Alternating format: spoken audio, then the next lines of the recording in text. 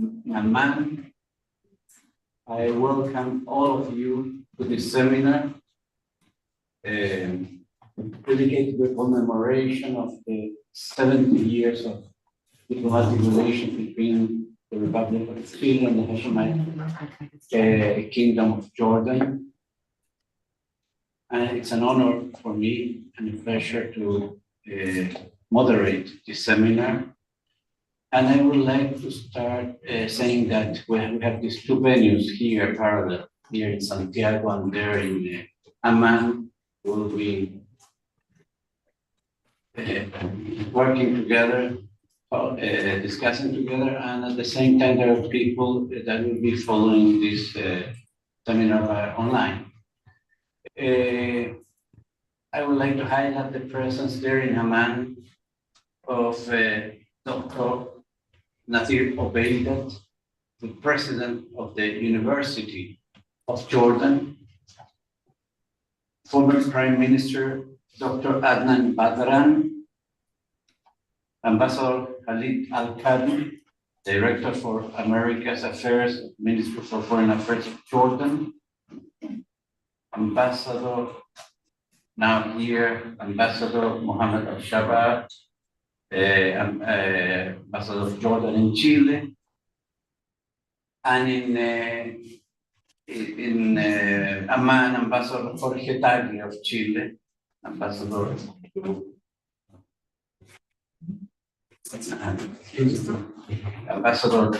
in Chile. Also have to mention Secretary General of the Ministry of Foreign Affairs, Najib Katazne. I would like to thank the President of the Dr. Dorotea Lopez, Director of the Institute for International Relations, also this meeting here in Santiago, Ambassador Hernán Bascuñán, Director of the Diplomatic Academy, Andrés Bello of Chile, of course, Professor Carlos Portales here in Santiago, and Professor Walid Al-Khatib in Amman. I would like to thank all of you for being here, as ambassadors, professors, students, ladies and gentlemen. To start with, I will give the floor to the institutions that are co-sponsoring this seminar, and I will invite Dr. Dorotea Lopez, Director of the Institute for International Relations of the University of Chile. Thanks, Ambassador. I make the previous salutations my own, and I really want to thank Ambassador Bascuñán for being my partner in this, and the University of Jordan, and the two ambassadors, Ambassador of Jordan in Chile and Chile in Jordan. It is a great honor to welcome you to the seminar, to all our friends, to our students, to our ambassadors and the diplomatic people who is here with us. It's really an honor to welcome you to the seminar, Chile and Jordan Closing Distance, which commemorates 7 decades of diplomatic relations between our nations. We meet today in an historic moment, celebrating a partnership marked by mutual respect, collaboration, and a shared vision of peace and development. This event, organized in a hybrid manner, which is not easy, but it's one of the that reflects the adaptability of our institution in an interconnected world and opens a lot of opportunities for our students to be closer in a distant geographical country. We would like to tell you that we are united by a commitment to dialogue and cooperation, the universities and the Diplomatic Academy. We thank all of those who have made this seminar possible, especially our distinguished panelists and the ambassadors who have been working in this. Today, they will share their perspectives on the achievements and challenges that have characterized our bilateral relations. Over the years, Chile and Jordan have shown that geographical distances can be overcome when there is a common purpose. Today, more than ever, we face global challenges that require us together from climate change and sustainable development to the preservation of peace and the promotion of human rights. In this context, the legacy of our bilateral relations inspires us to continue building bridges of understanding and cooperation. I am confident that today's discussions will enrich our understanding, not only of our respective regions, also our goals in the global stage. This seminar is an opportunity to reflect on our strengths, to learn from our differences, and above all, to plan together a brighter future.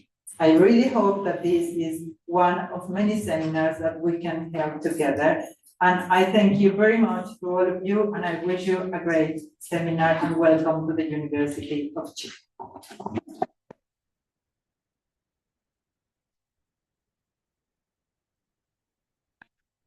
Dr. Lopez, now I will give the floor to Ambassador Bascuñán, Director of the Diplomatic Academy of Chile. Thank you very much, Ambassador Iguren. Thank you very much, Dr. Lopez, for this lovely venue here in Chile. And I made the previous greetings my own, so I will not mention all of you, but dear friends. This year, 2024, marks the 70th anniversary of diplomatic relations between Chile and the Kingdom of Jordan. The diplomatic initiative came from King Hussein bin Talal, who want to strengthen relations with Latin American countries beyond the traditional alliances with the Middle East, Europe, and the United States. On the other hand, Latin America at that time already had a significant number of Arab immigrants among its population.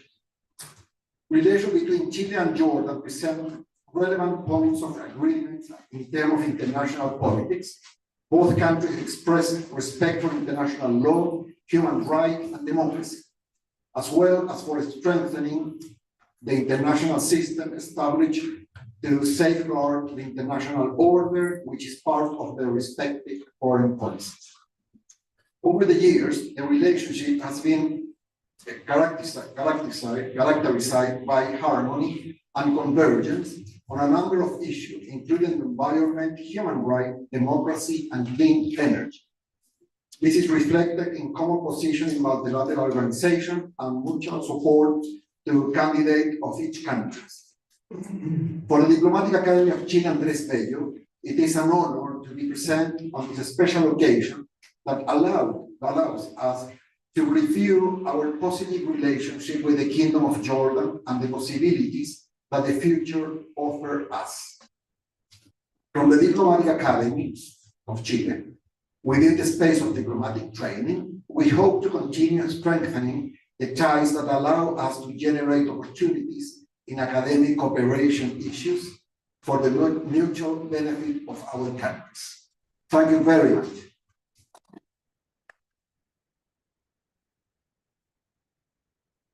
Thank you, Ambassador Bascuñán. And now it's my pleasure to invite in the venue in Amman, the President of the University of Jordan, Dr. Nadir Obeidallah.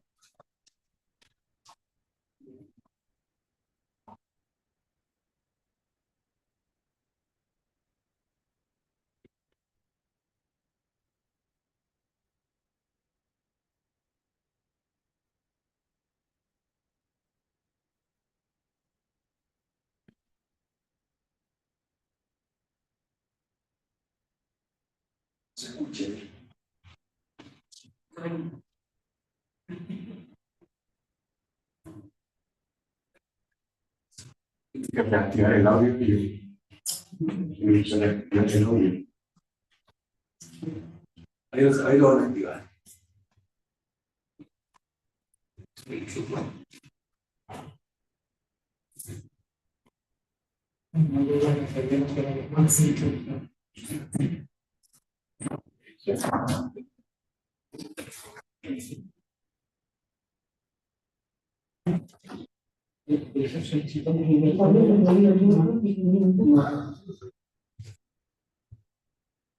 Vaya construcción. Sí, ya les distribuí.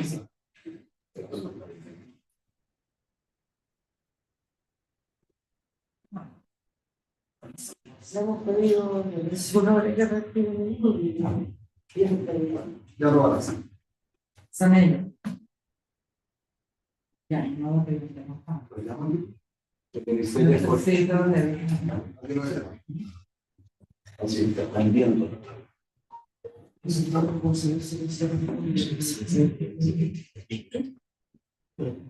Van a solucionar, y se van a solucionar. Ahí ya lo- Chile. Jordan and Chile, two countries in our globe, long distance between these two countries, but it doesn't matter. Both countries share common values, the values of peace, justice, and prosperity. In spite, there's some difference in the cultural issues, but we are people and we believe on each other. We know that a lot of Jordanians chose from the last century to immigrate to Chile and other countries in the South America. It was great things to understand now. The political leaders of both countries share the same views toward main global issues and international matters. I am sure that both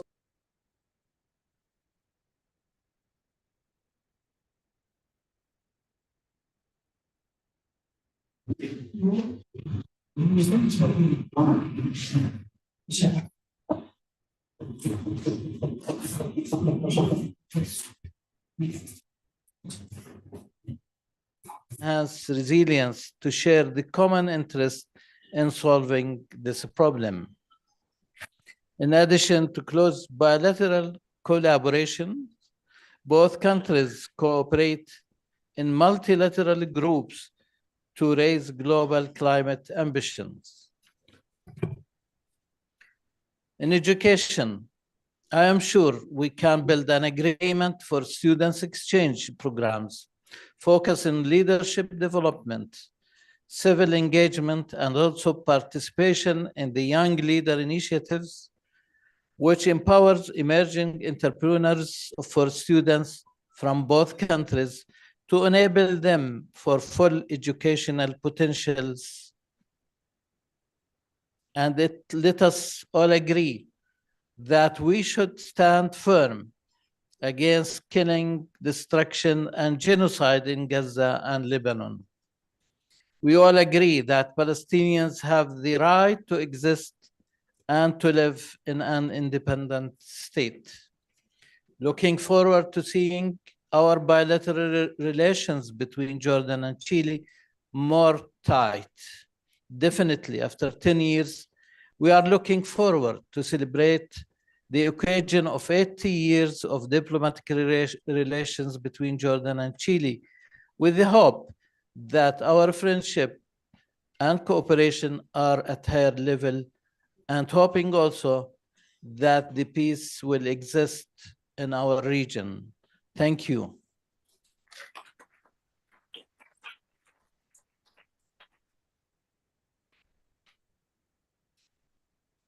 Thank you very much, Dr.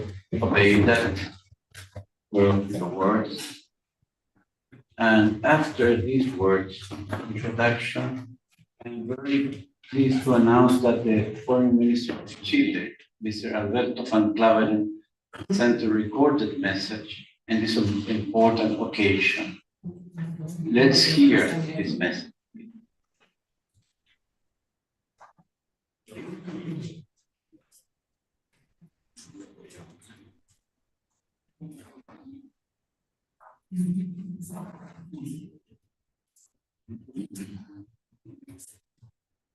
Important mensaje. André, mensaje de André. It seems that you don't hear in Amman?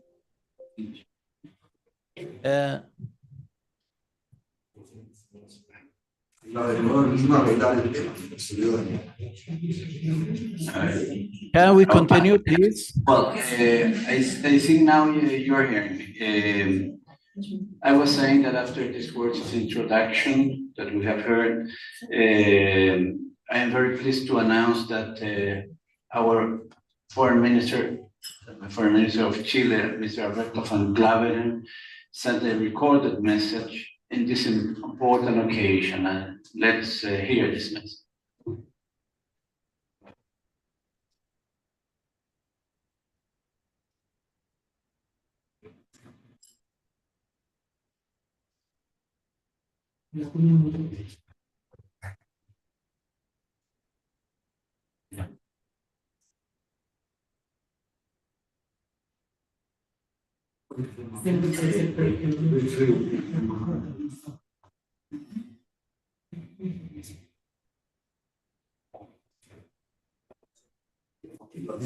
Lo tiene Jordania, sí. Sí. Muy fácil.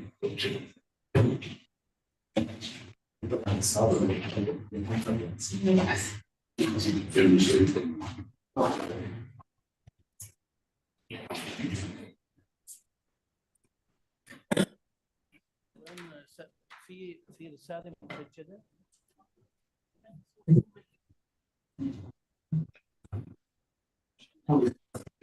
Lo tiene el niño, tiene que volver. Oiga, de nuevo baja mi caballero que se encarga.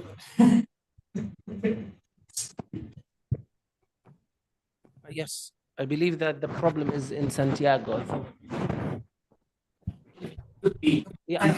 Your Royal Highness, Prince Hassan bin Talal, Vice Prime Minister and Minister of Foreign Affairs and Expatriates, Your Excellency Ayman al-Safadi, Mr. President of the University of Jordan, Dr. Natir Obeidat, Director of the Institute for International Studies of the University of Chile, Dr. Dorotea Lopez, Director of the Diplomatic Academy of Chile, Andrés Bello, Ambassador Hernán Bascuñán.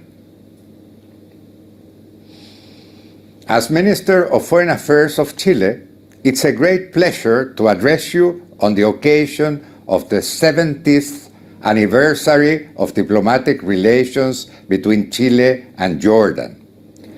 The year 1954, Jordan opened its embassy in Santiago, the first and only one in Latin America until the 80s, when it established a mission in Brasilia. Chile opened its embassy in Amman in 1956, marking the start of a relationship that has grown steadily ever since. I would also like to take this opportunity to pay tribute to the Jordanian, Palestinian, Syrian, and Lebanese communities that have made Chile their home since the late 19th century. Today, Chilean citizens of Arab descent number close to 1 million, with the Palestinian community being the largest, followed by Syrians, Lebanese, and Jordanians. These communities are an essential part of Chile's diverse social fabric and have contributed significantly to politics, business, academia, and the arts. During the recent United Nations High-Level Week, I had the opportunity to meet with Minister al-Safadi, where we reaffirmed our commitment to multilateral cooperation, particularly regarding the dire humanitarian situation in Gaza. Our countries maintain an active dialogue within international organizations, promoting common values such as respect for international law, democracy, and human rights. In the face of global challenges like climate change, water scarcity, and food insecurity, it is vital that we continue to work together. Both of our countries are committed to multilateral solutions, and we strongly support the reform of key United Nations bodies, such as the Security Council, aiming to improve its working methods, including the use of the veto power. I would also like to reiterate Chile's strong support for the essential work of UNRWA in Jordan, Palestine, Syria, and Lebanon. Weakening its efforts would endanger the lives of thousands of Palestinians, including women and children who depend on its services. Lastly, I would like to acknowledge Jordan's leadership in safeguarding the holy sites of Jerusalem and advocating for the rights of the Palestinian people. Chile firmly shares the view that the two-state solution is critical, today more than ever, for achieving lasting peace in the region. I wish you all the best for the success of this seminar, and I thank the organizers for hosting it. Thank you for your attention. Muchas gracias. Shukran. Ministerio de Relaciones Exteriores.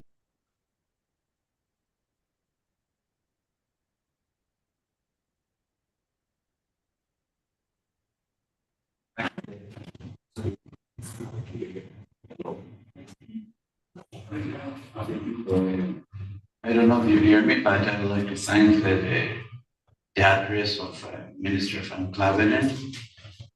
And now it's an honor to invite Ambassador Khalid Al-Kadi on behalf of the Vice Prime Minister and Minister of Foreign Affairs and Expatriates of Jordan, Mr. Ayman Al-Safadi. Please, Ambassador Al-Kadi. Bismillah. Thank you, Ambassador Juan Eduardo Eguagia. I would like to thank our colleagues in Santiago as well. His Excellency Dr. Nadir Abidat, the President of the Jordan University, for hosting this event and the kind invitation. And on behalf of His Excellency Deputy Prime Minister and Foreign Minister Ayman Al-Safadi, I would like to thank His Excellency Foreign Minister Alberto Van Claveren for his kind message and words. And I would also like to acknowledge the distinguished participation of His Royal Highness Prince Al-Hassan bin Talal in today's events. And of course, His Excellencies, the presence of His Excellency Adnan Badran, of course, representing His Royal Highness. Excellencies, ladies and gentlemen, it gives me great pleasure to address you today on this auspicious occasion, marking 70 years of the establishment of diplomatic relations between the Hashemite Kingdom of Jordan and the Republic of Chile. For many decades now, our relations have been exemplary in defining what friendship constitutes at the international level, with avenues of cooperation taking place in various fields and sectors, whether at the political, economic, and cultural levels. The inauguration of the Jordanian embassy in Santiago in 1954 was a historic and proud moment, as it marked the first Jordanian embassy in South America. It was also one of our first embassies abroad and marked a major landmark in bridging our relations, and one reflective of the vision of our leaderships in forging stronger connections between our countries and regions. Their Majesty's visit in 2008 to Chile constituted a significant milestone in the path towards solidifying our relations and placed them in a positive trajectory towards further cooperation. The speech His Majesty King Abdullah II delivered before the National Congress still echoes today, with Jordan and Chile forging the partnership that we strive for in various fields, whether it is in trade, diplomatic ties, cultural exchanges, and much more. His Majesty spoke then of a bond of hope that our people share, and one that seeks a contributing role in shaping a better future for us and the world in its entirety, and paves towards advancing our common causes. Thus, cooperation is the essence for progress at all levels. Yet, we aspire to further develop our relations in all fields, and efforts are underway to explore new means of cooperation and to build on the current agreements we have. There is immense potential to tap on the available opportunities and resources to strengthen ties and prospects for broader cooperation in various fields and areas such as alternative and renewable energy, industry, water, and agriculture. The long-standing cultural relations also contributed towards the strong friendship we enjoy. Given that Chile has a large population of Arab ancestry, mainly from the Levant, and proudly may I say, many from Jordan. This has further enriched our ties and bonds, as it also reflects on the historic connections and spiritual heritage we share, with Jordan being home of many historic holy sites as well as the baptism site, and our region being the birthplace of the Abrahamic faiths. Religious tourism in general remain a major bridge to connect us, and I take this opportunity to stress again on the need to expand our mutual cooperation in this vital sector and exert our efforts towards collaborating in increasing tourist exchanges and facilitating applicable and practical aviation routes. Excellencies, ladies and gentlemen, the vast geographic distance between us has never prevented the closeness we enjoy in our relations, our values, positions, and principles. Chile's position on the ongoing Gaza conflict is a respectful as well as a principled one. Chile was one of the first countries to adopt a clear and unequivocal position against the carnage being inflicted, and has consistently called for an immediate end to this conflict and the need to provide humanitarian aid to those in dire need. It has continued to adopt this principled position throughout the last year of this disturbing and gruesome conflict. The devastation in Gaza has exposed the weaknesses of the international community, but it has also demonstrated the strength of many in standing up against what is wrong and upholding what is right. And it is during difficult times like these that we are currently witnessing that necessitate combining our efforts in adhering to the principles that define international relations, and ones that confirm with justice, human dignity, and peace. These are indeed challenging times for all, and together with our friends, we will confront and work to overcome the devastation that is ensuing, and worse, the extraordinary dehumanization of helpless and defenseless people. Nothing justifies the killing of children and innocents. Nothing justifies the flagrant disregard for international legitimacy, international humanitarian law, and human rights law. And nothing justifies opposition to peace. Chile and Jordan have worked and cooperated closely since the current round of the conflict started, and will continue to do so. And together we will continue to strive for peace, stability, and the right for a dignified life for all the peoples of the region and beyond. In conclusion, I would like to take this opportunity to once again congratulate all of us on this special occasion for both Jordan and Chile, and I look forward to many more years of fruitful, strong, and exceptional partnership. Thank you. Shukran. Gracias.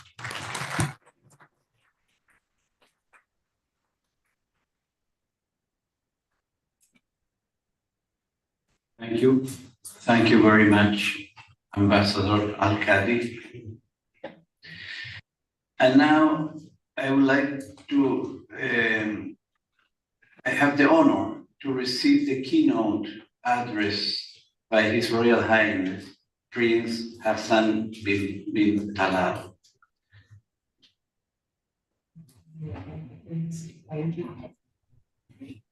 Bismillah ar-Rahman ar-Rahim.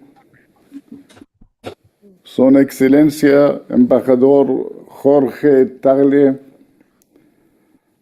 Your Excellency Ambassador Jorge Tagle, distinguidos invitados y amigos in Jordania and Chile, distinguished guests in Jordan and Chile, creo en el encuentro mediterráneo ibérico Américo Latino. Creo en el camino de las ideas. Creo que el consenso global sobre derechos humanos debe reafirmar su universalidad, puesto que son propiedad de todos los miembros de la familia humana. I believe in the Mediterranean, Iberian, Latin American encounter. I believe in the path of ideas. I also believe that the global consensus on human rights must reaffirm its universality, as they are the property of all members of the human family. After 70 years of relations, where the first Jordanians and the first Arabs established diplomatic relations in Chile, the first in the whole continent of Latin America, I want to say that after this first, in 1954, when we established the first Jordanian embassy, until the 1990s, it is worthy of note that the estimated 800,000 Chileans are chiefly descendants of immigrants from the Middle East. Those who left the Near East after the famine and the ravages of the First World War, looking for a new life. Roughly 500 of those who migrated are Palestinians, our brothers and sisters from Palestine who made that arduous journey and whom I met in Santiago, in Valparaiso, in Valdivia and other places, and with whom I felt a great bond of cultural affinity. As we gather here today, Israel's war on Gaza rages on unabated. The feelings of despair, pain, and anger have affirmed that we are not on the right path. What Israel is doing in Gaza and now in Lebanon can only be described not in terms of anthropolicy, policy where people matter, but in terms of necropolicy, policy where people do not matter.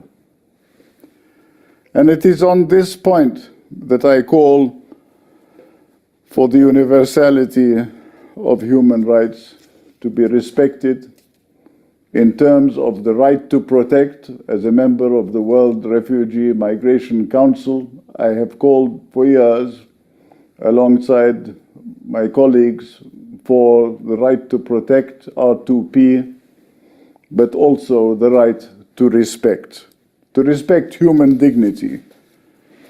In fact, the UNDP Human Development Index, HDI, reported a few years back that we are facing a global gridlock,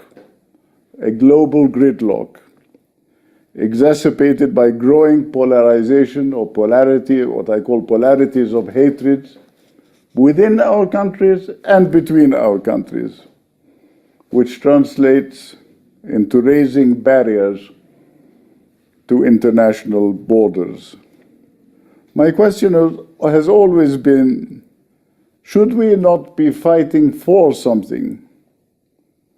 Fighting for equity and inclusion, fighting for human dignity, and not fighting against each other?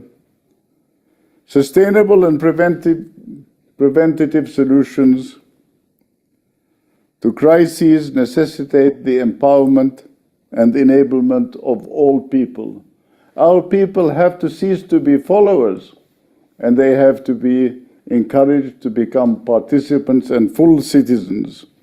And when I say our people, the West Asia and North Africa region is a region of 300 million people. That is to say, if we look at the greater region, including Turkey, Iran, Iraq, Lebanon, Palestine, Jordan, and Syria. After all, we were all at one time in this immediate region, Greater Syria, right up to the 1920s.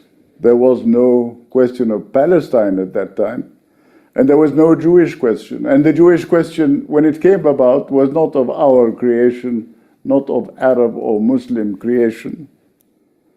I recall with great respect and affection my late friend Manfred Max Neef's, Professor Max Neef's emphasis on prioritizing fundamental human needs over material wealth. Fundamental human needs means the right to life, means the right to a tangible world order, and means effectively that regional-based policies, not politics, should be exercised in the years ahead.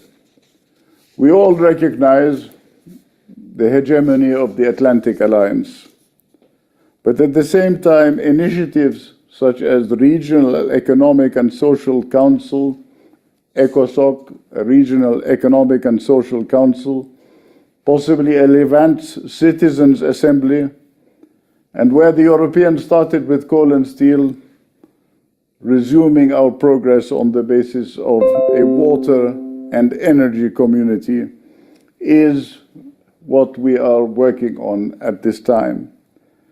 For example, addressing the fundamental economic, demographic, and topographic changes is the main concern of bodies such as the Arab Thought Forum and the West Asia, North Africa Forum, with which I am directly involved.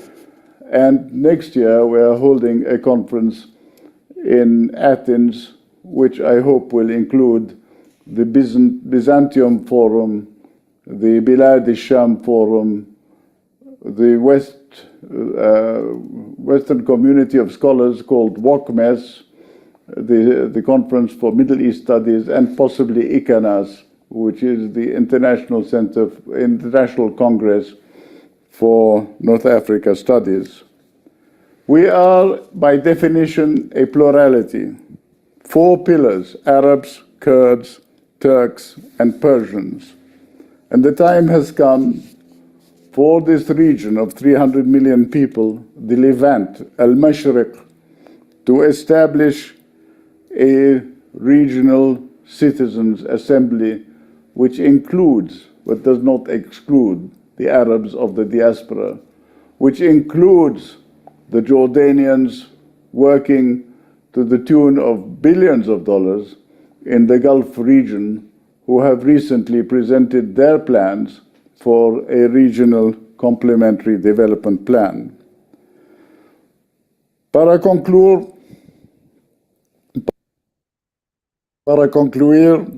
me gustaría agradecer a mis amigos chilenos por haberme honorado con el premio Pablo Neruda.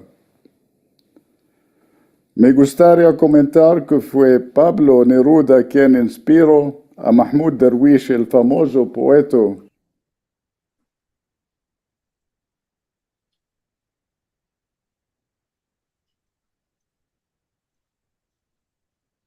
palestino, al contemplar el legado de Mahmoud Darwish, recuerda la definición de Pablo Neruda de poesía como la combinación de soledad y solidaridad. Soy un hombre solidario. A estas alturas de mi vida no tengo nada más que probar, aparte de convocarlos a todos ustedes a hacer cosas buenas cuando los tiempos son malos, a construir puentes entre el mar Pacífico, el Océano Pacífico y el Mediterráneo, el Tierra Media, donde las culturas se han encontrado desde el principio de los tiempos. I'd like to thank my Chilean friends for having honored me with the Pablo Neruda Prize. I'd also like to mention that it was Pablo Neruda who inspired Mahmoud Darwish, the famous Palestinian poet, when reflecting on the legacy of Mahmoud Darwish. One recalls Pablo Neruda's definition of poetry as the combination of solitude and solidarity. As my late friend once wrote to me, Manfred Max Neef said, "If we leave enough place in the world where silence is not broken without noises, where space is not altered without objects, where evolution is not interrupted without progresses, where misery is not consolidated because of our greeds, we will be worthy of being part of the shared miracle of life." So what can I say?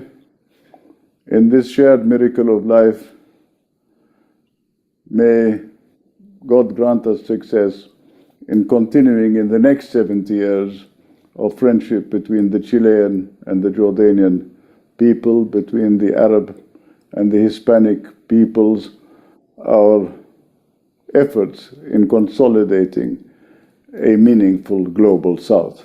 Thank you very much, ladies and gentlemen. أشكركم جميعا وأسلم عليكم.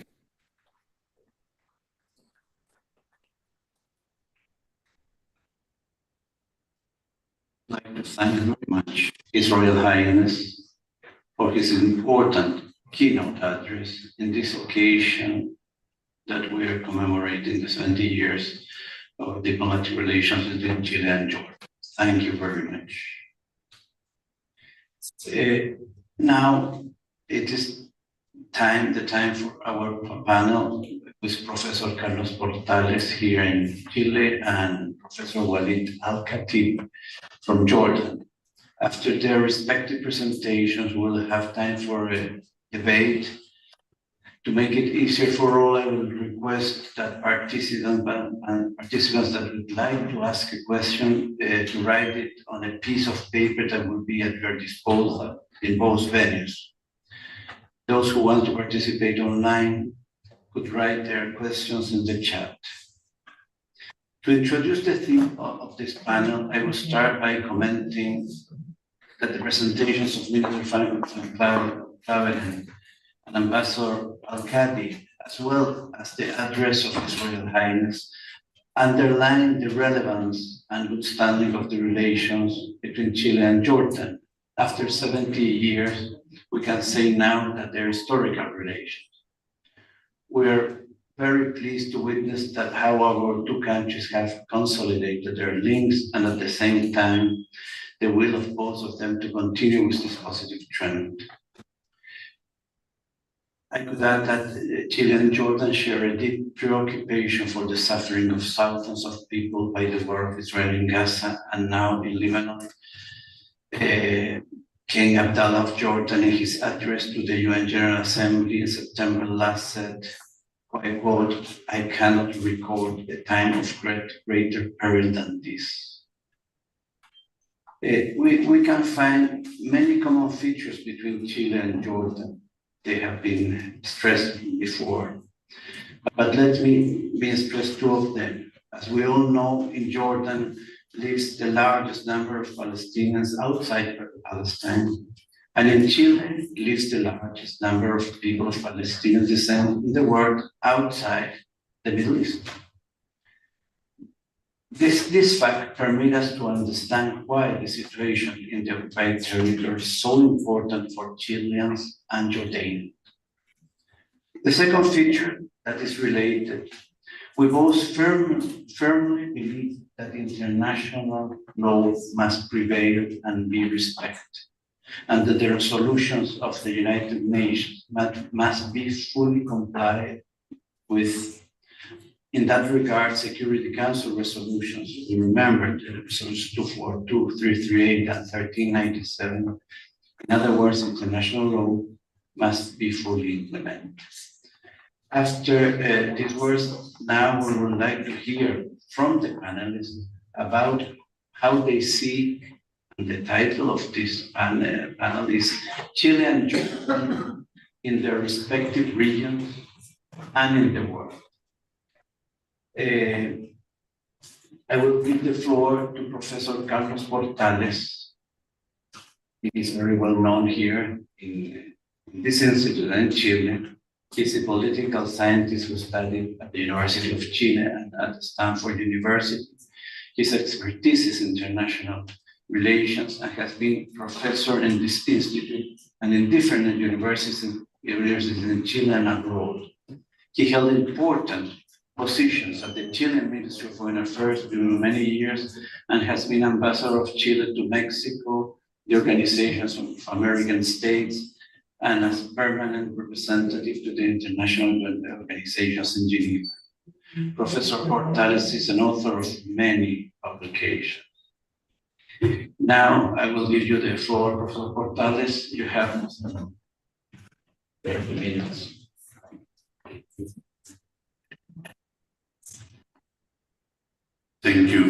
Ambassador Eguiguren, State and University authorities, ambassadors, ladies and gentlemen. It is a great honor to participate in this seminar, 70 years of diplomatic relation between Chile and Jordan, close in the distance, under the patronage of His Royal Highness Prince El Hassan bin Talal. His word today means food for thought over our relationship and the common contribution that Jordan and Chile should do to the world future. I want to thank the mention of Professor Manfred Magnet. He was one of the professors of this Institute of International Relations. Let me reflect from an academic standpoint on current Chilean views on cooperation in international affairs to strengthen our bilateral ties. I want to recognize, before starting, the deep knowledge, extensive diplomatic experience, and persistent work capacity of my colleague and friend, Ambassador Pedro Yarce, who co-authored the paper that serves as the basis of this presentation. Our world lives in a critical period. Exacerbation of tensions and rivalry among major powers, dangerous regional conflict, erosion of basic principles of the international order, with state invasion, brutal wars with ethnic components, the growth of nuclear arsenal and proliferation, development of weapons of mass destruction, and the emergence of increasingly sophisticated armament systems, alongside the dangers of the new scientific and technological development. We have an increasingly dark picture of international security. The United Nations Charter established a security system to function when there is agreement among permanent members of the Security Council. Today, the lack of such consensus increasingly paralyzes this body and erodes the efficacy and trust in the system, weakening collective security. Climate change adds a new global dimension that must be addressed cooperatively by the international community with appropriate measures to ensure the survival of humankind. Moreover, the fragmentation of globalization process, the development of protectionist alternatives, and the lack of adequate responses to reform the international economic system complement an uncertain landscape. In this scenario, the universally agreed Sustainable Development Goals, a major common objective of the world community, are in a critical implementation process. For Chile to address this problem, it is essential to participate in multilateral process, reaffirming the principle of respect for international law, peaceful resolution of dispute, and universality of human rights, a foundation of the United Nations Charter and the global order. International law, understood as values, principles, and instruments, is a fundamental framework that allows for the compatibility of different orientations and perspectives among countries, making coexistence and collaboration possible while recognizing the legal equality of states. The value of treaties, Pacta sunt servanda, emerges as an indispensable pillar. It is necessary to reaffirm the role of international cooperation. Building the future world order requires addressing new threats such as climate change, the multiple challenges of scientific technological development, and artificial intelligence. We need to continue addressing the regulation of global commons and public goods like the oceans beyond national jurisdiction, the atmosphere, outer space, and health. The effective policy instrument should also be reviewed and strengthened to prevent and respond to problems such as terrorism, drug trafficking, migration, organized crime, cybercrime, and corruption. Dialogue, academic cooperation, and diplomatic exchanges among moderate countries like Chile and Jordan will be necessary for this complex international task.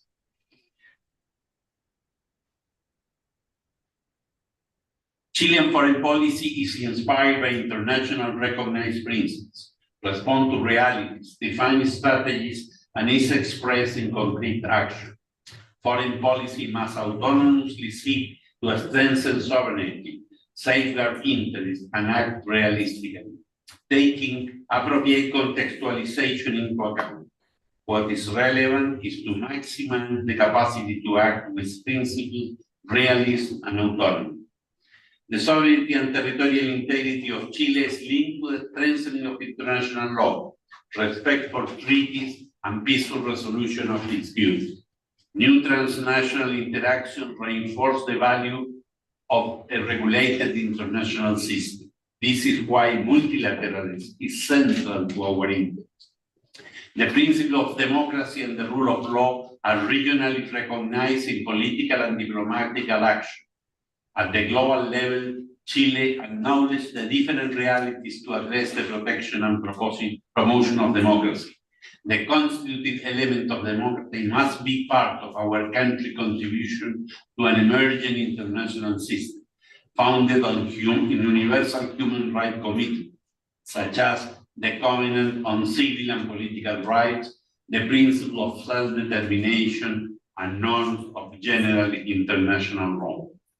Human rights and fundamental freedom constitute another principle of our foreign policy. The Inter-American human rights system has been developing increasingly effective protection of the individual and collective dignity and rights of people. In the United Nations human rights system, Jordan and Chile have played a significant role. Said Riyad Al-Hussein and Michelle Bachelet have been UN High Commissioners for Human Rights since 2014 to 2022. In the current situation, we must reinforce the concept that human rights are indivisible, inalienable, interdependent, and progressive, facing the attempts to reinterpret and reverse their universality. We also reaffirm the human right of women and the priority to take substantive steps to achieve gender equality and women's authority. It is imperative to close the gaps that exacerbate inequalities and generate spaces for political, social, and economic participation. Chile and Jordan have very concrete policies and programs with this purpose. It is necessary to make the above perspective compatible with international coexistence in a diverse world, convergence in diversity. We have common rules, the Charter of the United Nations, and international law, expressed in international human rights instruments. We must strengthen them and promote their universality without exception, preventing the regression of civilizing advances, internationally and regionally, must be part of our permanent diplomatic action. We are particularly concerned when the humanitarian situation in the Middle East, in Ukraine, and in several African countries. Chile has strongly advocated for a ceasefire and the end of conflict in Palestine, and for speeding and facilitating humanitarian aid. Conflict must end, and negotiation considering all the peoples involved should follow. Yesterday news seems opening better future. We hope all authorities will live up to their responsibilities. New areas and concerns arise in the international context that demand definition, regulation, and adjustment. This implies actively exercising the duty to participate and cooperate in the negotiating processes and promoting effectiveness in a competitive and inclusive multilateralism, assuring effective universality. Chile actively participates in regional forums and initiatives for economic, social integration and political agreements in Latin America and the Caribbean. Different visions of undevelopment options among countries have weakened to a certain extent the collective action of regional organizations and its presence in global bodies, generating conditions to establish it is a pressing challenge. Trans-regional association is more common today in the international system, going beyond the classic notion of region. Association with like-minded countries, with countries of diverse level of development, including emerging powers. Foreign policy must make compatible association that facilitate participation in issues and global processes. Chile has a network of bilateral free trade agreement with Latin American countries and plurilateral with the current regional and sub-regional integration mechanisms. This coexists with the new form of association necessary for a medium-sized and open country linked to the main world market, the United States and Canada, European Union, the Asia Pacific Economic Cooperation Forum, and the Comprehensive and Progressive Agreement for Trans-Pacific Partnership. Free trade with several Asian countries are part of our network. Chile is also active in regional development banks and participates in the Organization for Economic Cooperation and Development, which contributes to improving the quality of our public policies and governance, essential for our international competitiveness. Sharing interest in strengthening trade routes, Chile has been highly active in the World Trade Organization, in the creation of the CPTPP and the Digital Economic Partnership Agreement, and has a development partnership agreement with ASEAN. But cooperation today goes beyond trade routes. Many areas are and should be addressed through international cooperation. The law of the sea, the environment and sustainable development, biodiversity, outer space, and the atmosphere, public health, and the Antarctic Treaty System are essential to project an active, responsible foreign policy capable of integrating diverse values and regulations, and where the capacity for proposals and negotiation must continue to be exercised. Yeah. Thank you. Thank you, Ambassador Portales. I would like to. Sorry, I still have a part of my presentation. I will try to lay a short summary of it. I would like to stress the importance in consolidation of world policy to climate change. The financing of climate change action was central issue in Baku, although the decision probably were not enough to make noteworthy progress. We still have continued working on that direction. We are especially interested, and I would like to highlight two regimes that are very important for our foreign policy. One is the agreement regarding the conservation and sustainable use of marine biological diversity of areas outside the national jurisdiction, which constitute the fundamental element for the governance of natural resources in the high seas. Chile has been one of the first countries to ratify this instrument and has offered Valparaiso as the headquarters of the Agreement Secretariat, reaffirming its strategic commitment to ocean, the fight against climate change, and multilateralism. Also, we have very strong concern for the future of the Antarctica and the continuation of the Antarctic Treaty System of 1959, and particularly for the protection of the Antarctic environment, living Antarctic marine resources, and respond to environmental emergencies.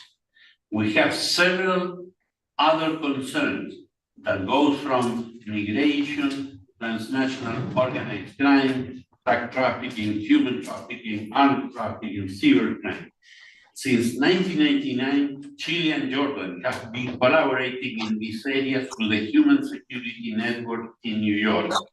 Multilateral cooperation and its continuation is a key for moderate countries trying to solve cooperatively world problems.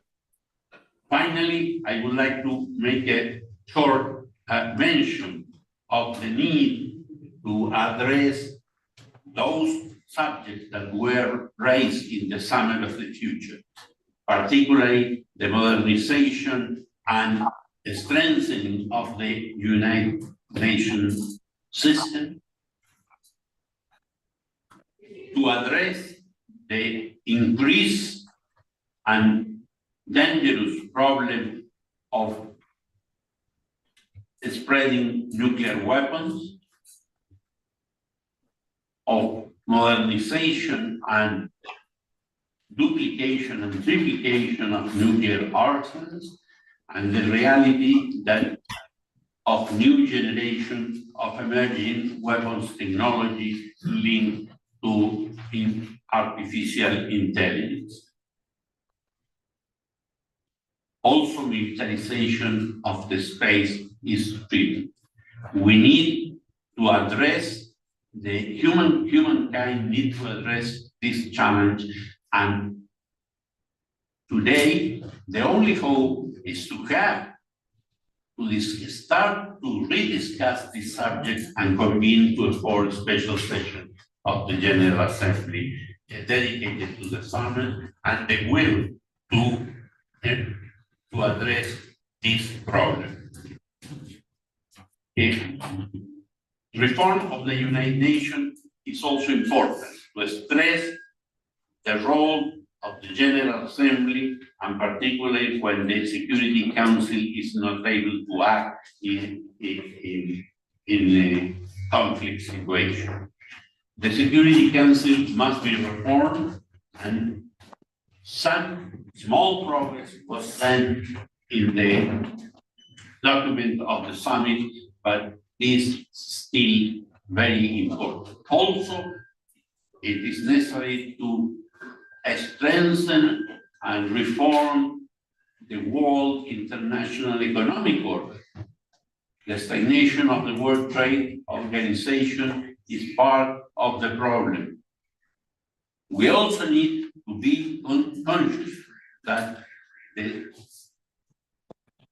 achievement in the Sustainable Development Goals are very late, and we need to strengthen the multilateral coordination to support its goals. So there is a window of opportunity where we could cooperate. There is this year conference like the Social Development Conference and the Financing for Development Conference. Most of these meetings have become routine.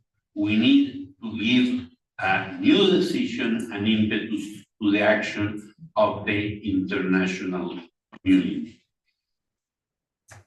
Chile and Jordan are small countries able to keep 70 years of fruitful diplomatic relations. They will continue to reinforce links to increase a constructive and creative participation in global affairs and enhancing inter and trans-regional connections. Almost 1 million of Chileans of Arab descent, including Jordanians, and the biggest Palestinian community outside the Middle East will welcome this effort.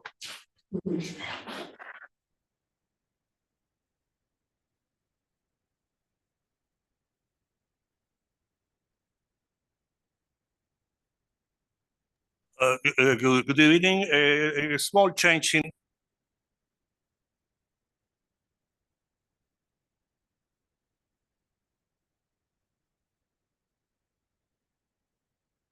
Vamos a enterar del small change. Small change.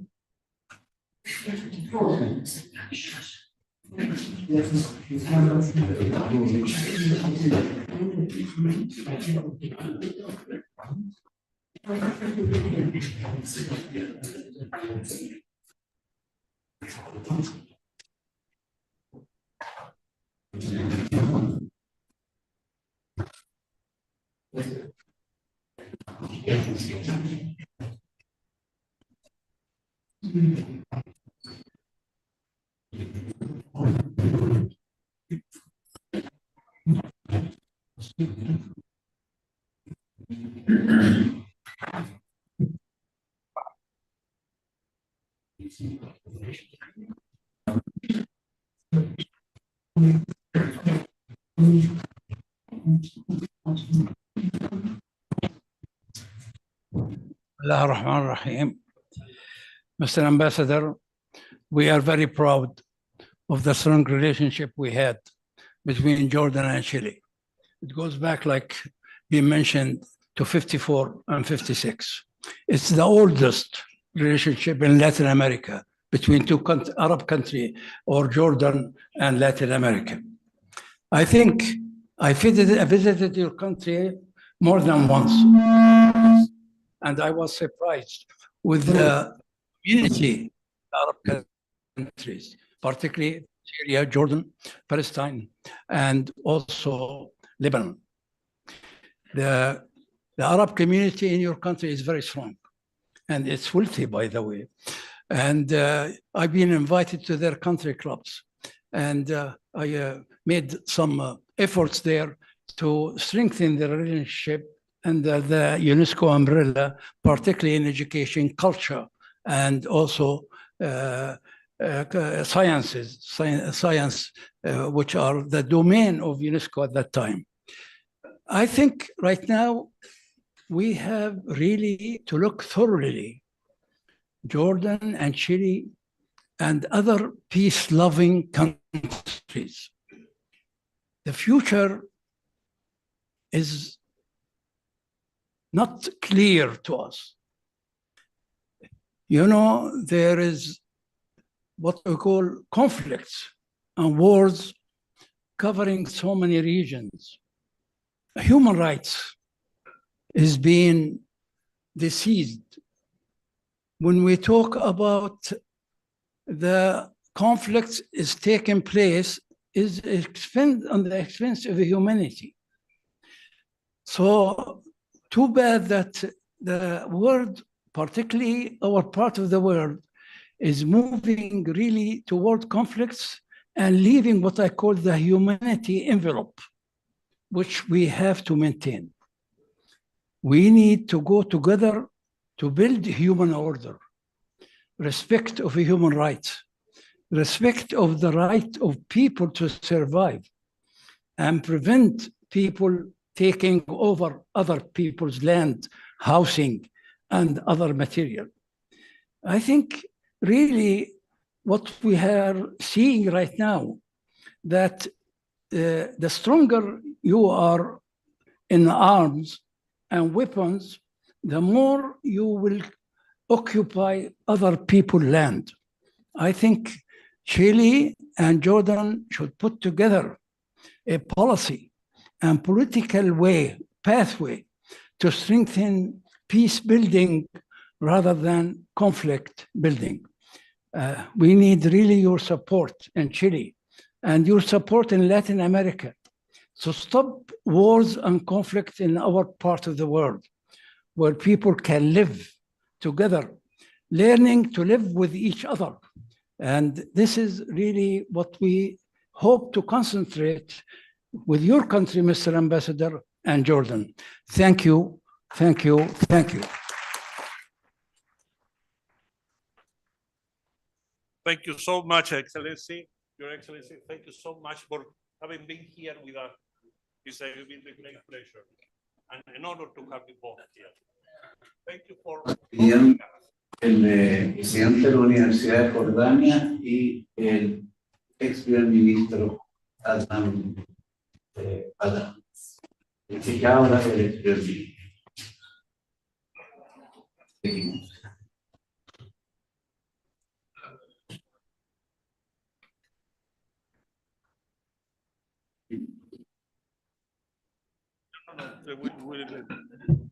Hello, everyone. Our dear guests, the session is not over yet. So whoever wants to continue, please stay. Yes. Well, let's continue. because now we have the pleasure to listen to Dr. Walid Al-Khatib, Deputy Director for the Center of Strategic Studies at the University of Jordan. Thank you.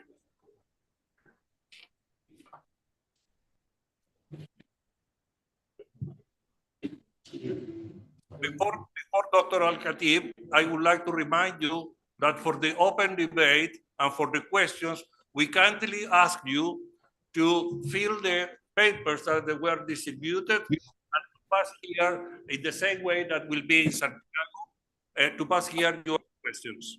Thank you.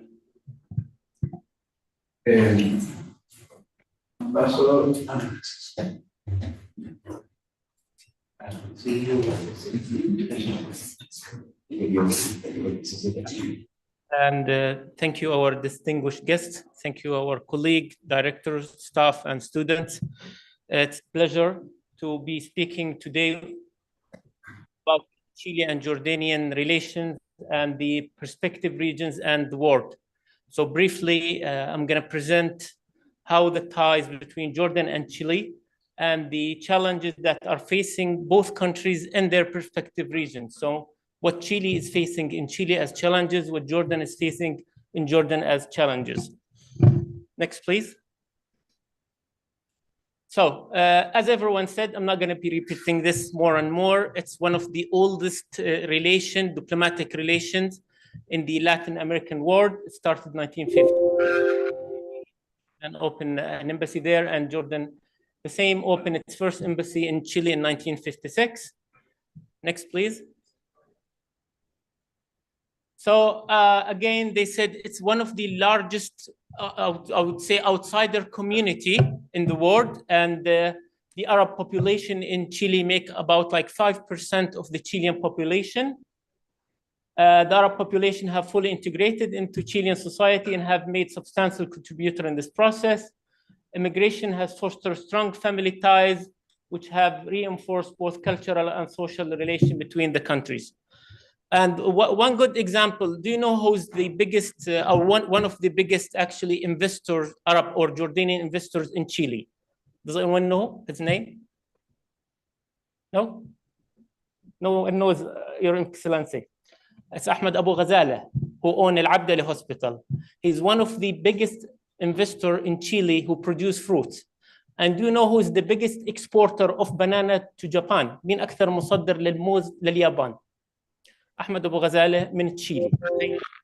So there are huge and large investment, Jordanian investment and Arab investment in Chile. And having said that, we could, review the relation between those both countries. So the first state visit by King Abdullah II and Queen Rania was in 2008. And the working visit by President Sebastián Pinera to Jordan was 2011. And those two visits, there were some sort of agreements, economic, technical, cultural cooperation, MOUs in cooperation in defense matters between the Minister of Defense of Chile and the government of Jordan, MOU of cooperation between the field of tourism, and this happened in Santiago in 2008, MOUs between the Foreign Investment Committee and Chile Investment Council, Jordan, MOU between the Ministry of Public Work of Chile and the Ministry of Public Work Sector and Housing in Jordan. We have the Free Trade Agreement, which was signed in 2011, MOU of policy consultation, MOU between the diplomatic academics. Next, please. So establishing cooperation between academia, and this is something we have to talk about more and more now. And last year in April, His Excellency met with the president of the university, Dr. Nadir Abeidat, to actually talk about what kind of academic relation can happen between the two countries, express their mutual interest in academic collaboration. The proposed initiative was developing exchange program for students, researchers, and faculty personnel, focus on Arabic language studies and political science as initial areas, and this is must for Chileans actually, expand to other fields like engineering and business administration over time. Next, please. So expanding tourism and transportation cooperation. So 25% Jordan have showed an increase in the number of visitors in 2023 compared to 2022. reaching 6.3 million visitors. But we have limited the visitors coming from Chile, Ambassador, almost 3,000 per year. And this has actually many reasons. The first one is the distance. The second one is the transportation. Now, meeting between the Minister of Transport of Jordan and Ambassador of Chile in Jordan to discuss this cooperation, and this happened recently, 2 months ago, discussion on establishment of airline routes which could potentially increase tourist visits. Maritime relation, establishment of mutual recognition of original maritime certificates, which will strengthen economic and maritime relation between Jordan and Chile. Next, please. So potential cooperation in renewable energy sector, and this is something actually Jordan is working ahead and Chile as well working ahead. So the aim is to reduce reliance on traditional energy sources, which is oil, through renewable energy projects like solar panel or solar power and wind turbines. Commitment to global goals, which is particularly the SDG 7, which is clean and affordable energy, and SDG 13, which is climate action. Chile renewable energy goals, deriving 70% of its overall energy consumption from renewable energy sources by 2030. Jordan now is aiming actually to have 30% of electricity produced from clean energy in 2030 as well, producing hydrogen of the lowest cost in the world by the same 3 times. Jordan renewable energy effort as well shift from reliance on import of its energy supply to production of renewable energy, exploring green hydrogen production despite challenges like water scarcity, and limited infrastructure. Currently conducting feasibility study to assess infrastructure needed in Jordan and build partnership of potential projects. Now, Jordan also is moving forward to what we call green hydrogen project. And the last year was actually the main focus on green hydrogen. Chile was 1 step ahead of us in this. Chile has actually rescued a loan of 150 million from the World Bank to invest in green hydrogen project. Jordan is in the phase of feasibility studies and assessment and finding partnership to work on that field. Next, please. Yeah. Now, growing trade relations, bilateral trade relations between Jordan and Chile were formalized through the free trade agreement in 2011.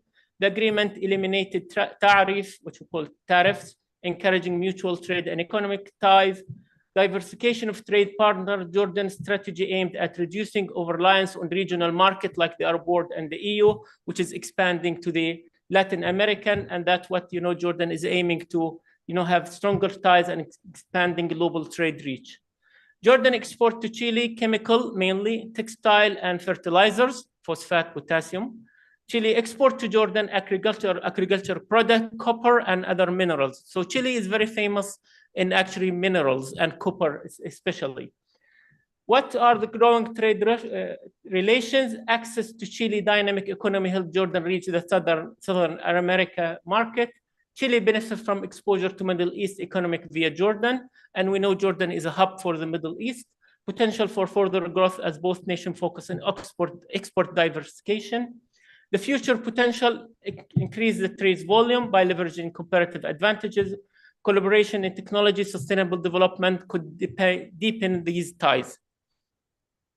Now, comparison between Jordan and Chile, regional stability. Jordan is located, as everyone knows, in a regional hotspot surrounded by conflict, while Chile's geographical position is stable.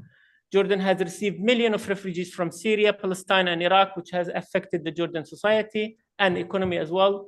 Jordan has to treat carefully in connection with the regional tension.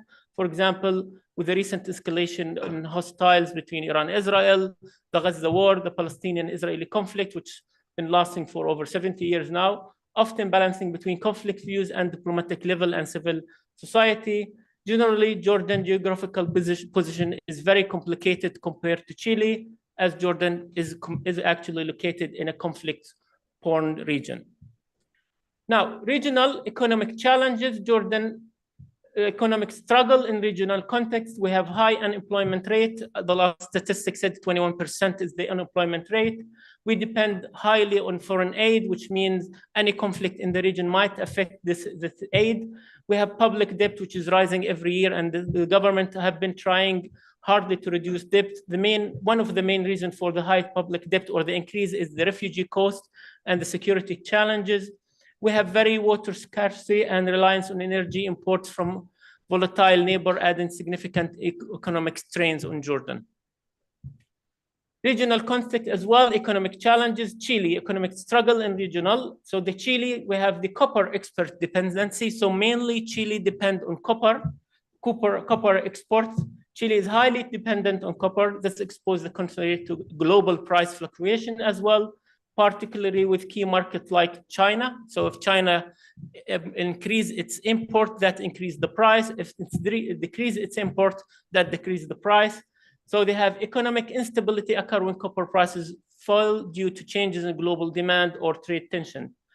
Income inequality, despite they have a high GDP per capita, Chile has one of the highest income inequality rates in Latin America, with the disparities between urban and rural areas and among indigenous communities. Social protests highlight the need for better access to education, healthcare, and job opportunities. Lack of economic diversification as well. Chile economy is mainly reliant, as we say, on raw material, mainly copper, which limits growth in other sectors like technology. The country struggled to diversify into areas such as manufacturing, innovation, putting it behind more diverse economics in the region. Next, please. Global influence and trade relation, Jordan's strategic trade goals, diversification of market. So the goal for Jordan is to expand trade beyond the Middle East to Latin America, Asia, and Europe through the free trade agreements, while Chile, the US, and the EU, capitalizing on the greater Arab free trade area for regional economic integration.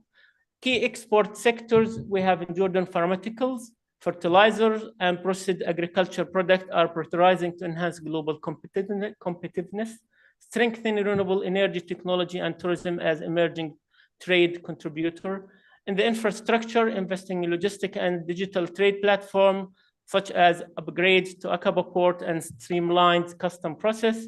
The challenges we have, we over depends on imported energy and regional political instability, and the fluctuation in the fuel prices put a lot of hindrances in Jordan. Trade imbalance with key partners and limited technology advancement in production. Next, please. So Chile strategic trade goals, extensive network of free trade agreements covering 65 countries, including key partners in the what they call CPTPP, Comprehensive and Progressive Agreement of Trade Pacific Partnership and Pacific Alliance. They prioritize their trade expansion with Asia Pacific countries like China, Japan, and South Korea, and this is a high market for them. Economic diversification, they have to move beyond copper reliance to promote export like wine, fruit, salmon, renewable energy and technologies, green hydrogen, focus on developing technology-driven industries and value-added agricultural products, sustainability, invest in clean energy solution, including wind, solar, and hydrogen production, promoting eco-friendly practices in agriculture, mining, position Chile as a leader in sustainable trade. The challenges they have, they over-depends on raw material export, limiting economic resilience, geopolitical tension and fluctuating global demand impacting trade dynamics. Next, please. So environment challenges and sustainability. Jordan, as everyone knows, we have water scarcity among the world's most water scarce countries in the world, reliance on shared water resources like the Jordan River. Conflict impact, we have regional instability, strain resources and hinder sustainability development. The population growth, high influx of refugee, intensifies pressure on limited natural resources and services as well. In the Chile, they have climate change variability, vulnerability to climate extreme. So they have drought in the north, heavy rainfall in the south.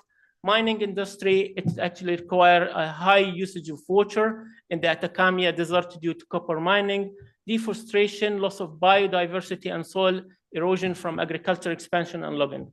The comparative insight, Jordan, resources scarcity amplified by geopolitical tension, Chile, resources management challenged by economic reliance on extractive industry and climate diversity, the shared challenges, need for sustainable water resources management and renewable energy investment. And thank you very much. And I'd like to thank my research assistant actually for helping in preparing this work. Thank you very much. Thank you, Your Excellency. Well, thank you. Thank you, Professor Al-Khatib. And now I would like to invite Professor Ashraf Abu Karaki, Vice President for Scientific Schools, to join us on the stage. And also, I have to say, Ambassador Al-Khalid has to leave us. So thank you so much for your participation and for delivering the speech of His Excellency, Minister Al-Safari. Thank you so much.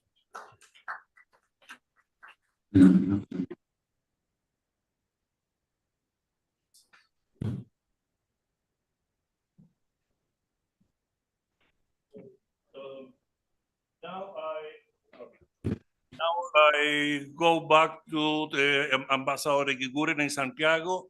And if you have any questions here, please give me the papers in order to formulate your questions. Thank you. Thanks very much, Professor Tagle. Well, I would like to thank Professor Carlos Portales and Professor Dr. Khatib for their presentations. I think that there will be questions or comments to make. We have some time for it. I don't know. I will ask if here in this venue in Santiago, if there is any question, please. We are in a small group that you can raise your hand and we give you the floor. And in Amman, I suppose that the Ambassador Tagle is collecting the questions by his hand.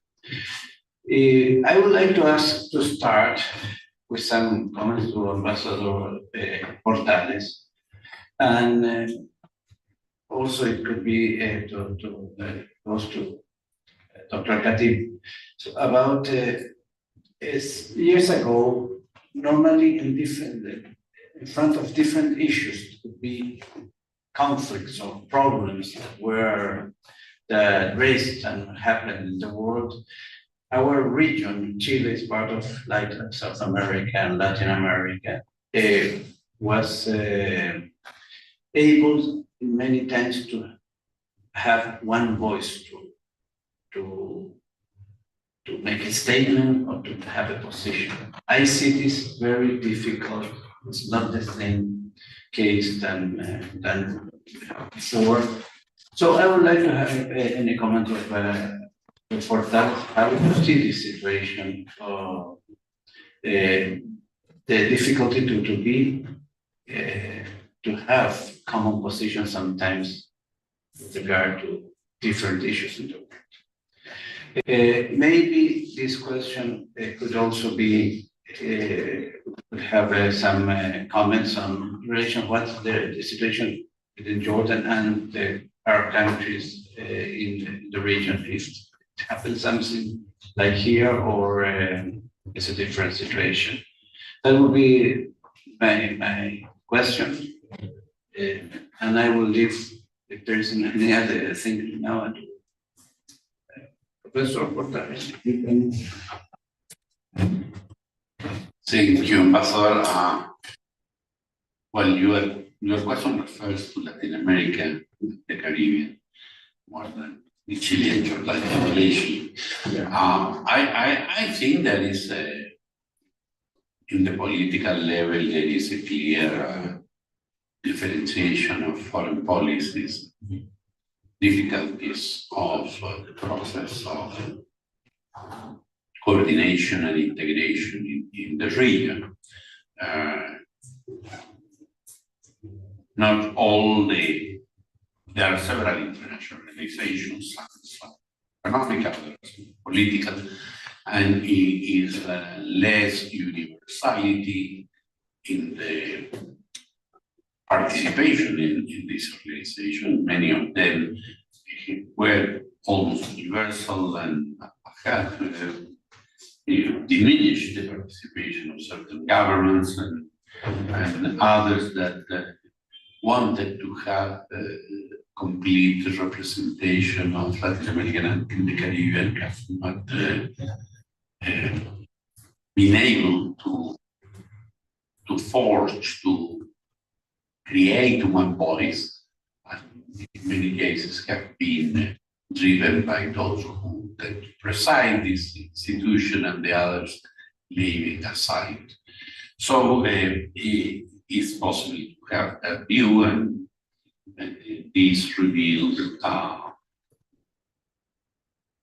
well, the different view of government and the inability of to find common position. Even this is clear in the United Nations, which is a universal institution, and of course, the ability of the Latin American and Caribbean group to have a common position on issues have almost disappeared, and is just a venue for determining candidates for position in the United Nations. But that is a long topic. I agree that there is that situation. I agree that there is no easy way to find common position, and in many, although there are subjects that there are many countries that have similar position and are more active, for instance, in the international economic relation, in several positions there are agreements, but also disagreement, and we just see these days in Rio de Janeiro, where 4 or 5 countries of the region participated with different views in the G20 meeting. Thank you. Thank you very much, Professor Portales. Here, we don't have any other question. I don't know, you're in a man, Ambassador Portales?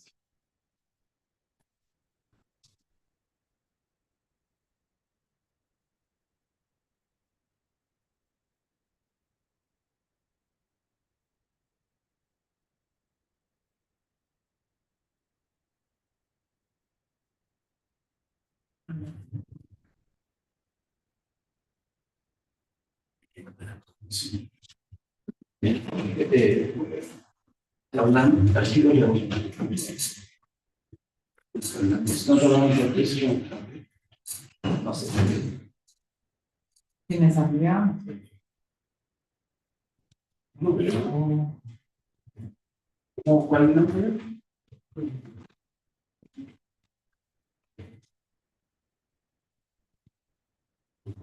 Dice que nosotros nos estamos dando la próxima. ¿Cuál es el nombre? El embajador Tagli. ¿Qué no me aparece acá? No, porque está ahí en el pueblo central. Ah, en el pueblo central. Pero hagan costa al central. Siempre los problemas técnicos. I think it's so important. Hay un señor que nos salva ahora. Can you hear me now? Yes. Yes. Excellent. Thank you. No, I was saying that during this seminar, we have talked about this international law, about international humanitarian law, about reform of the United Nations. And the two first aspects, they have been shattered, to say the least. About the reform of the United Nations is something that we have been talking for the last, 20 years. And in January next, there is a new American administration. Which are this is a question for both professors. Which are your perspective? How do you see the world in this regard after the January the 20th? Thank you.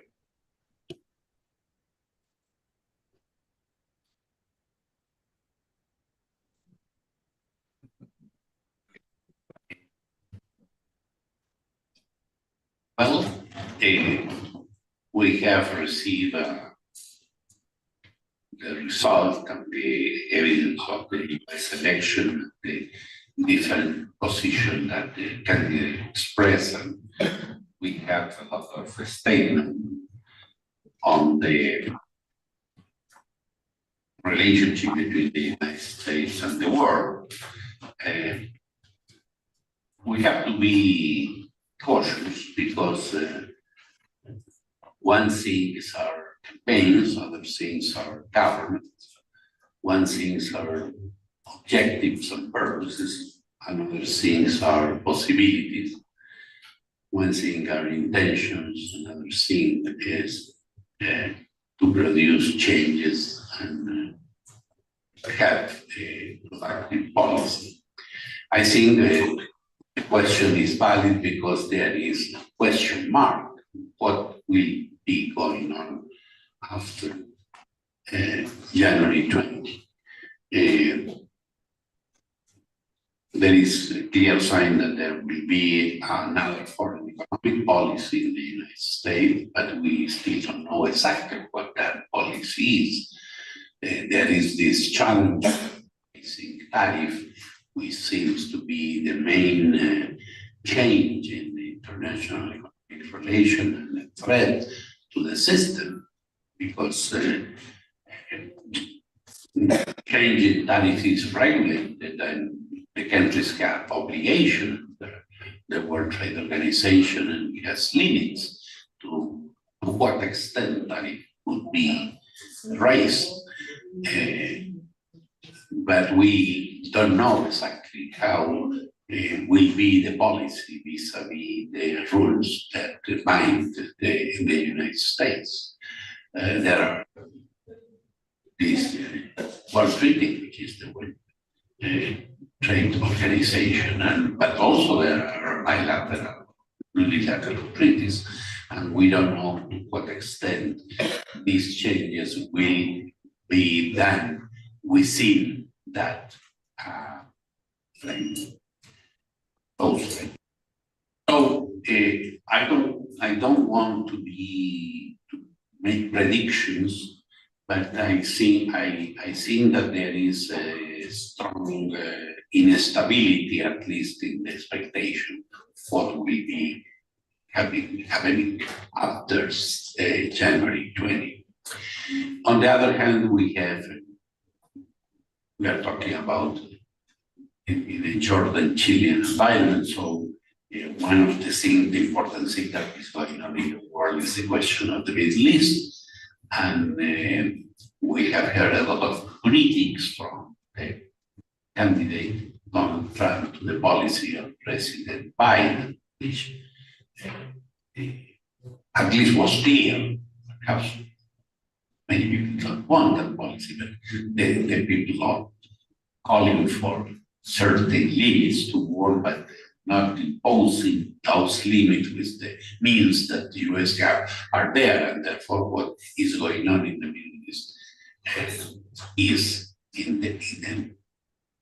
the role of Mr. Biden policies. Yesterday we have this temporary agreement, ceasefire, which according to the Washington view, according to the President Biden view, open possibilities for the region. But we don't know because the government of the United States will change on January 20. Of course, I think that this is a possibility of change, but it will not depend only on the government of the United States. It also depend on the government of Israel. It will also depend on the leaders of Hezbollah. That's clear. What will be the relationship between those combatants in the following weeks will determine the possibility of continuing or suspending the ceasefire. So we are in a world where the world is will be waiting. We'll be waiting for different alternatives, and we don't know exactly what is going on. And perhaps the most cautious way will be to take into account the statement, but to see the movements and to see what are the real policy implications.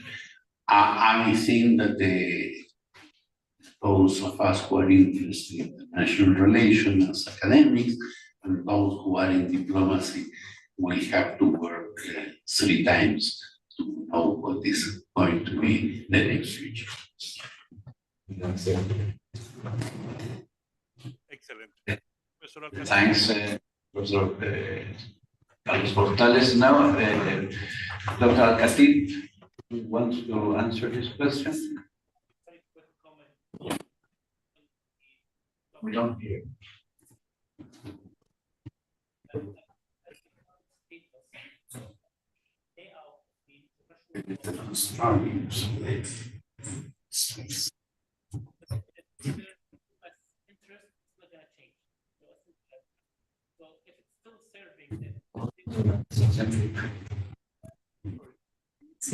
Sorry, they cannot hear.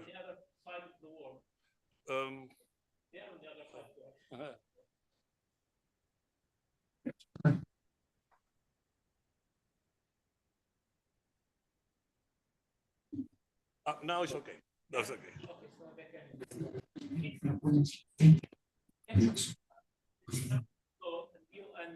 Composition still serve the U.S. interest as it is now. They're not going to move and change it. ¿Y no se puede subir el volumen? Reduce their power and their interest. So nothing going to happen during the next administration.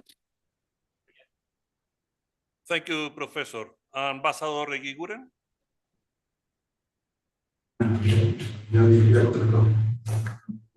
Okay, thanks. Thanks, Professor. And, now we have a question here in the room. Please. Carlos, ¿le puedes poner el micrófono, por favor?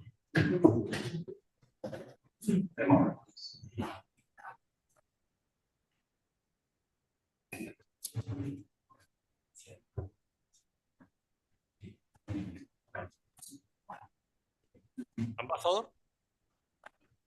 Yes. No.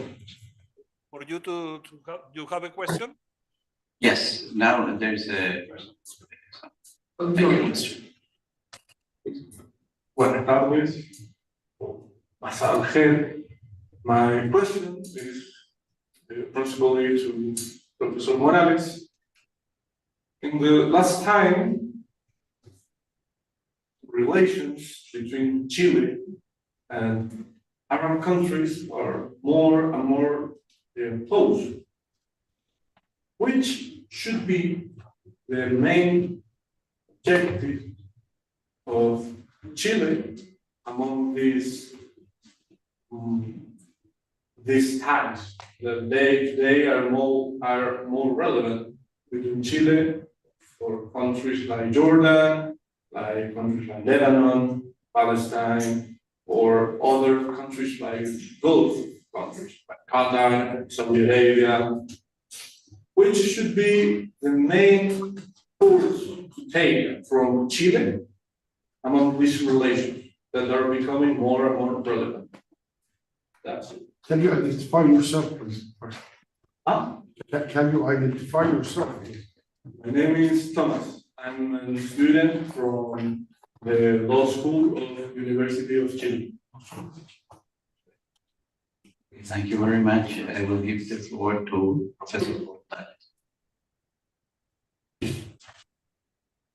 Well, of course, this would be my personal answer, but as I see, there is a strong interest of Chile to diversify international relations and to keep and deepen relations with different regions, particularly in the region. We have this very strong network of embassies in Chile and of Arab countries in Chile, which is very important. I think the work of these embassies are very important.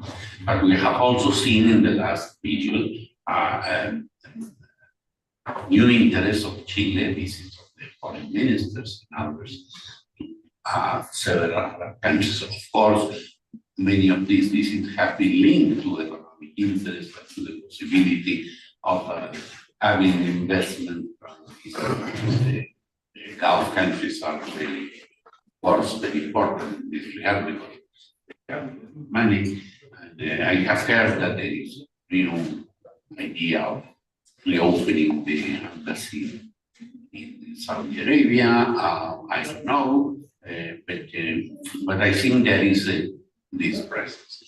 Of course, there is space for more cultural relations among these countries because we don't know very well the differences of the different Arab countries. So we have, but there is a space for that. There is a space for knowing better what are the different other Arab, which there have been a lot of change in the Arab world, and particularly in the Gulf countries, I mean, in Saudi Arabia. So, and now there is many Chileans that work in those worlds, mainly for multinational corporations, but there is people, Chilean, living there.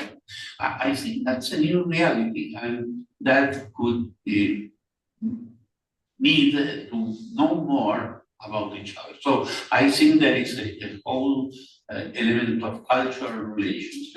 We have in the university some institution of with that vocation. I don't know if the vocation is very deeply developed, but I think there is possibilities of doing that.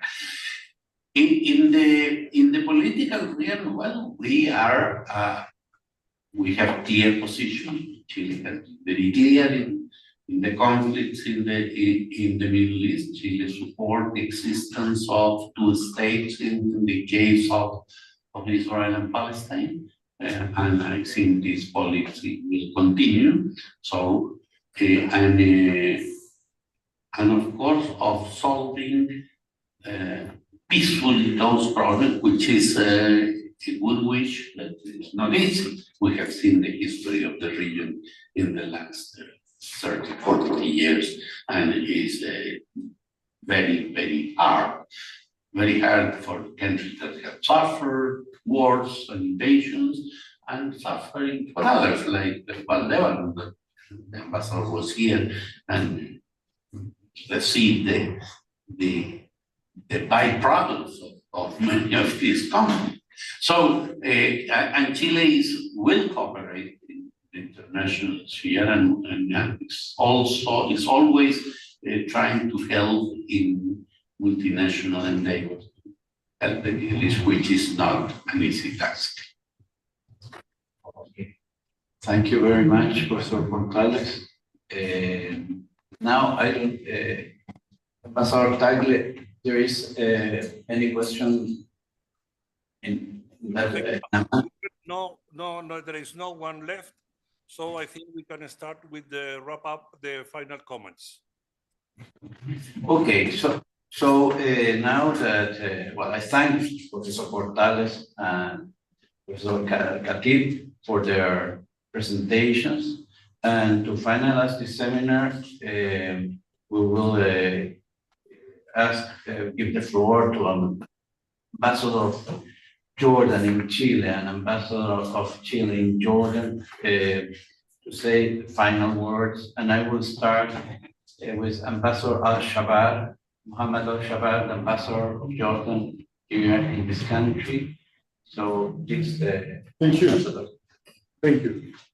Your Excellencies, ladies and gentlemen, distinguished guests, es una gran honor estar aquí hoy para celebrar el 70 aniversario del establecimiento de relaciones diplomáticas entre el reino hashimita de Jordania y la República de Chile.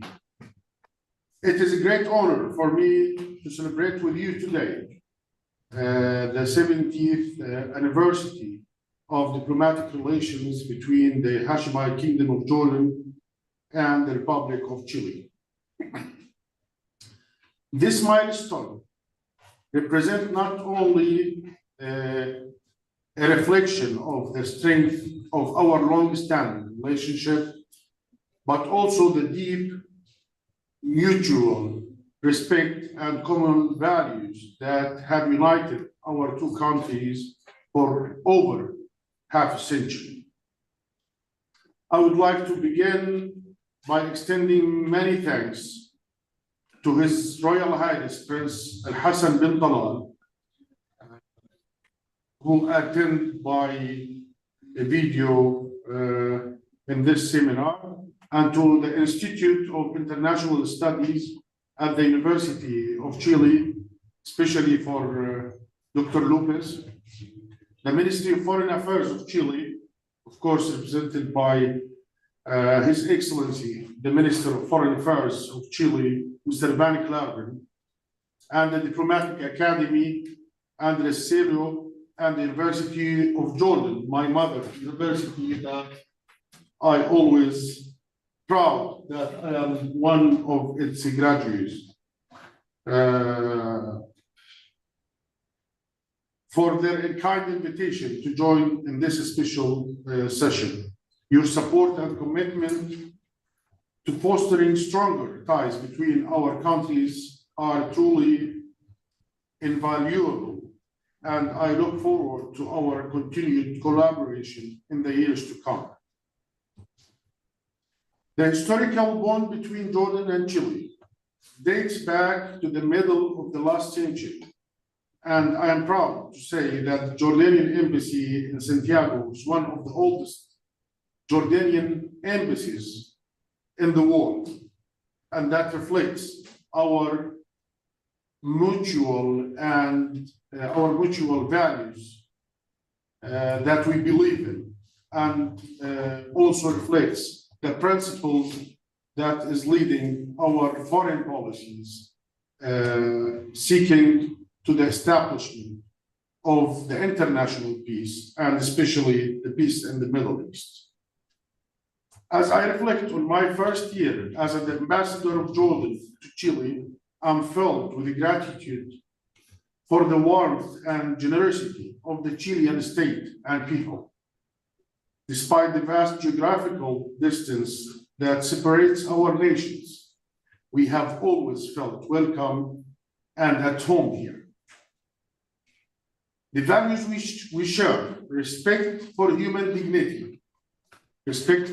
dignity, peace, and justice, have bridged this geographical gap and created a connection that is both real and profound. Our common perspective on global issues, as well as identical positions regarding the regional issues, reflects the common human values that both countries strongly believe in. Both countries believe that the only way to achieve peace and stability in the Middle East is only through the achievement of two-state solution and the establishment of the Palestinian state within the 1967 borders and with East Jerusalem as its capital. When I arrived in Chile in October 2023, I was struck by how closely aligned our two nations are in terms of values, worldviews, and political perspectives. This has made my experience here incredibly unique and fulfilling. It is clear that despite the distance, our connections goes beyond diplomatic ties. It is rooted in a shared outlook on life, humanity, and cooperation. As ambassador, one of my primary objectives has been to reflect this proximity in practical terms by facilitating easier movement of people and goods between the two countries. This includes working on agreements related to transportation, both at official and commercial airline levels, as well as promoting tourism. Both Chile and Jordan have rich histories, unique landscapes, and world-renowned hospitality to offer. There is much we can share and learn from each other. So this year, we have several important items on our bilateral agenda, including political consultations, the upcoming meeting of the Jordanian-Chilean Parliamentary Friendship Committee, and the study of the new minutes of understanding, memorandums of understanding in key areas. This includes transportation, scientific and cultural exchange, water management, energy and mineral resources sectors where both of our countries have a shared interest in advancing cooperation. Looking forward, I am confident that the coming years will only strengthen our partnership. Together, we will continue to work toward enhancing the bonds between our people, developing new avenues of cooperation, and achieving our mutual goals for peace, prosperity, and sustainability. In closing, I would like to once again express my sincere appreciation to the Chilean government and leadership and the people for their friendship and hospitality. I look forward to continuing this journey together and building up on the foundations of our enduring relationship. Thank you so much. Muchas gracias. Muchas gracias, mi hermano, embajador Jorge Tagle, per todo el esfuerzos en Jordania. Nuestros esfuerzos necesita coordinación para más prosperidad futura para nuestros países. Gracias, muchas gracias.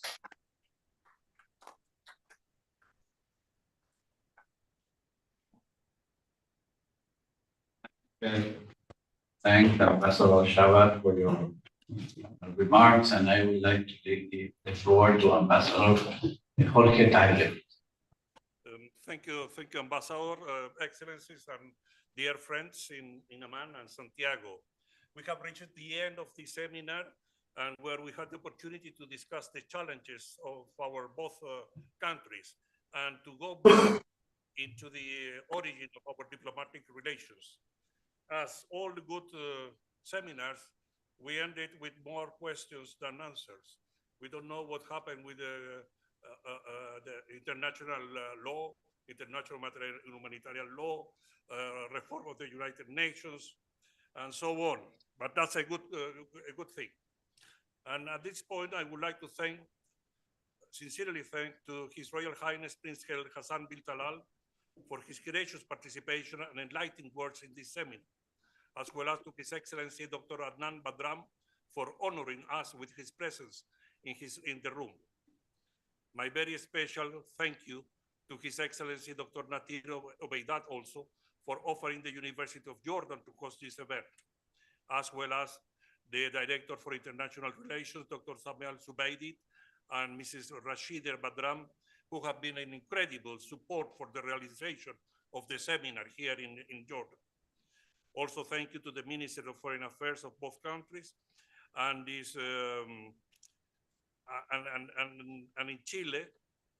I would like to a very deep thank you to the Director of the Institute for International Studies, Dr. Dorotea Lopez, who, from our first telephone conversations, welcomed this idea with enthusiasm and determination, as well as my thanks to all her team, especially Mrs. Andrea Sprovera. My thanks to my friend, to the Director of the Diplomatic Academy and his team, Ambassador Hernán Bascuñar, and to the moderator, my dear friend, Ambassador Juan Eduardo Iguren, as well as to Ambassador Portales and to Professor Walid Al-Khatib for their valuable participation. And my very special thanks to Ambassador of Jordan in Chile, His Excellency Mohammed Al-Shabar, for his gracious remarks.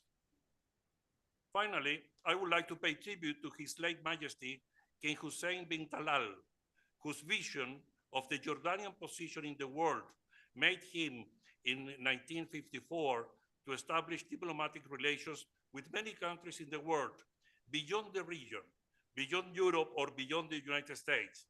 That's how that year, 1954, he established diplomatic relations with Japan, Venezuela, Argentina, and Chile, among others. I also pay tribute to the Jordanian Palestinian community in Chile, who were crucial for the establishment of these diplomatic relations. And last but not least, I pay homage to the person who was at the very origin of the establishment of this diplomatic relationship, highlighting in the power circles in Amman the relevance to establish relations with Chile. I refer to His late Excellency Ambassador Isa Bandak, former mayor of Bethlehem, former ambassador of Jordan to Spain, and first ambassador of Jordan to Chile from 1954 to 1957, and who stayed there until the end of his life. I thank the audience in Santiago and in Amman for attending the seminar. And on an optimistic note, I hope to see you all in 70 more years for the celebrations of the 140th anniversary of our diplomatic relations. Good day, Santiago, and good evening here in Amman. Thank you.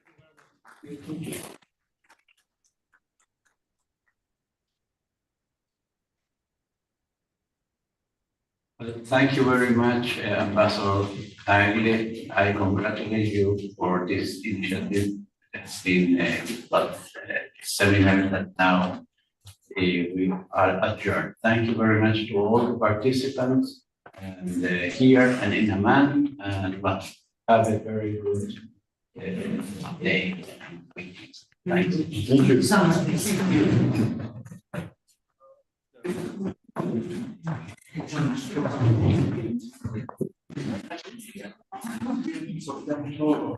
Thank you.